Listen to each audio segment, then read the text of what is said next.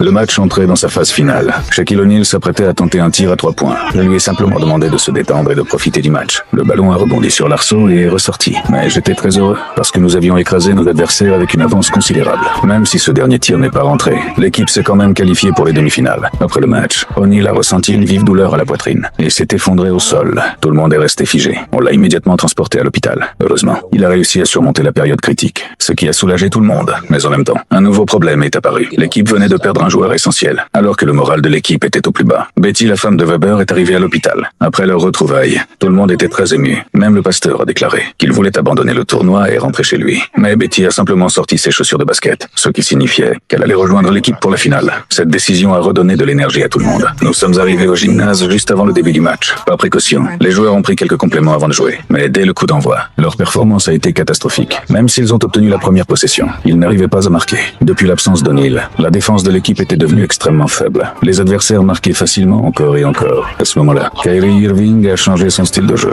et a réussi un dunk spectaculaire, enflammant tout le public. Betty a ensuite marqué à son tour et a maintenu l'élan de l'équipe. Mais l'intensité du match a rapidement épuisé les joueurs les plus âgés. L'adversaire a répondu avec un puissant dunk. Leurs attaques incessantes étaient impossibles à arrêter et je ne pouvais rien y faire. Pendant ce temps, O'Neal s'est réveillé à l'hôpital. Il a allumé la télévision et a regardé la retransmission en direct du match. Lorsqu'il a vu le score, son moral est tombé au plus bas. Le match continuait et les adversaires continuaient à marquer panier après panier. Je criais depuis le bord du terrain, demandant à l'équipe de renforcer sa défense. Mais sans O'Neal, personne n'était capable de stopper leurs attaques. Betty s'est mise en colère et a envoyé valser le ballon des mains d'un adversaire d'une gifle. À cet instant précis, l'équipe a enfin commencé à défendre sérieusement. Les adversaires ont commencé à paniquer. Betty a saisi l'occasion pour monter au panier. Le ballon a rebondi sur l'arceau. Kyrie Irving a suivi l'action et a poussé le ballon dans le panier. Toute la salle a explosé de joie. À partir de ce moment, l'équipe a commencé à réduire l'écart. La différence au tableau d'affichage diminuait de plus en plus, alors qu'il ne restait plus que 2 points d'écart entre les deux équipes. Karim Abdul-Jabbar s'est blessé en tentant de contrer un tir adverse et s'est écroulé au sol.